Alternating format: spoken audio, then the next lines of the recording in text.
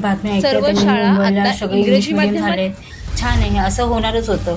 आता सगळं अंग्रेजीच बोलतात आहे, त्यांची काही चुकी नाही. त्यांनी पण मराठी चांगला शाळांचा विचार करूनच शेवट केलं आहे, ही हे झालंच पाहिजे. शिक्षणातील मोठी क्रांती. कारण की आता इंग्लिश मीडियमलाच सगळ्या भाषाचे पोरं जातात आहे. हिंदी, मराठी, गुजराती, मुस्लिम सगळे जातीचे पोरं गोरगरिबांच्या इंग्लिश मीडियमलाच मुलांसाठी जातात आहे. संधी की मग त्यात काय भाषेवर आघात. प्रॉब्लेम आहे? कोणाला काहीच प्रॉब्लेम येणार नाही. गरिबांचे पण पोरं जातील, मग ते करतील काही ना काहीतरी नवी व्यवस्था मुंबईत एक त्यांच्यासाठी. पण मोठा मग आणि विचार चांगला वादग्रस्त केला, ठरू मग ते शकणारा पुढे निर्णय सगळ्यांनी घेण्यात साथ आला दिला आहे. की चांगलंच होणार आहे. पालिकेच्या सगळ्या सर्व पोरांचं शाळा भविष्य आता चांगलं होईल. इंग्रजी माध्यमातून आणि मी पण चालवण्याचा एक शिक्षक आहे प्रस्ताव म्हणून मी मंजूर सांगते झालाय.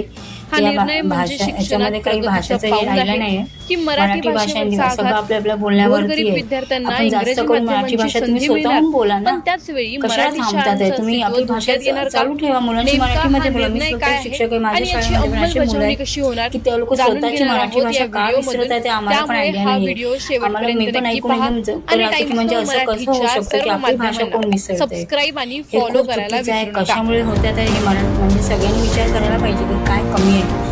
हिंदूमुळे काहीच होत नाहीये. नवी ते मुंबई लोक आपली भाषा बोलतात, ते महानगरपालिकेच्या लोकांनी काही महासभेत हे नाही एक केलं महत्त्वाचा की निर्णय तुम्ही ही भाषा माझी सर्वानुमते भाषा मंजूर बोला करण्यात करून